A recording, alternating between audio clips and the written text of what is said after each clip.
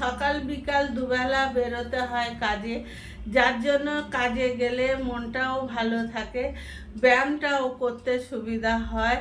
তো সব সময় তো আর টিউশন থাকে না, তাই না? টিউশন পেতে গেলে অনেক কষ্ট করতে হয়, টিউশনটা তো আর সবসময় থাকে না, বাড়তি কাজ খুঁজে নিতে হয়, যে নালে আমি চলবো কি করে।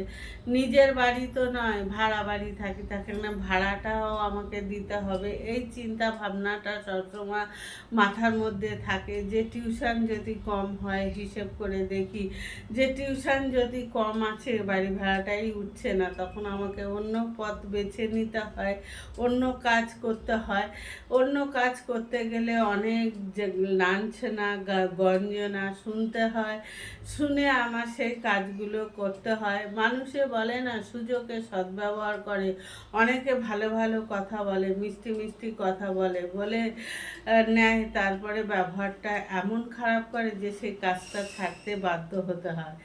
তো সেটা তারা নিজে থেকে, তো মন থেকে যত মানুষকে উপকার করা যায়, মানুষ কিন্তু সেটা ভুলে যায়, যে এই মানুষটা আমায় উপকার করেছে, বা এই মানুষটা অসময়ে এসে আমাকে এটা করে দিয়েছে, সেটা কিন্তু তারা মনে রাখে না। যেই কাজটা শেষ হয়ে যায়, সেই কিছু না বলেই বলে দেয়, দিদি আসতে হবে না, আসতে আমি লোক পেয়ে গেছি। এইরকমভাবেও নানান মানুষের, যাদের পয়সা থাকে, যারা বড় লোক, তারা এত যে গরিবদের দুঃখটা একটুও বোঝে না। তো যখন ব্যায়াম থাকে, ব্যায়ামটা তো করি, তবে আমার সব স্টুডেন্ট খারাপ না।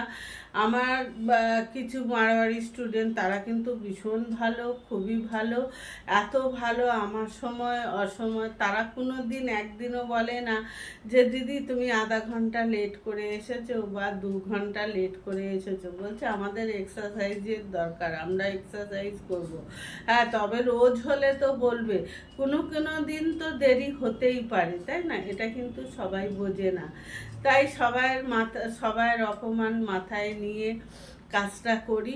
আর মানুষ দেখেছি, নিজের লোকও দেখেছি, আমার এখন পয়সা নেই বলে আমার নিজের কিন্তু অনেক আত্মীয় আছে, কিন্তু খোঁজ নেয় না, খালি জিজ্ঞেস করে ফেসবুকে টাকা পেলি? হ্যাঁ, আমি বললাম না না, আমি কিছু টাকা পয়সা পাইনি, কেননা আমি তো সেইভাবে কাজ করছি না, বা ভিডিও হচ্ছে না, তাহলে আমাকে কেন দেবে?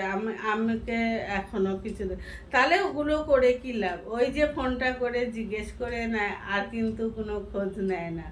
তাই বলি, মানুষ এমনটা কেন হয়? মানুষের সবসময় কি পয়সা দিয়ে সব কিছু বিচার করা যায়? মনটাকে আগে ভালো করতে হবে। নিজে ভালো হলে সবাই ভালো থাকবে, নিজে ভালো হলে সবাইকে ভালো করা যাবে।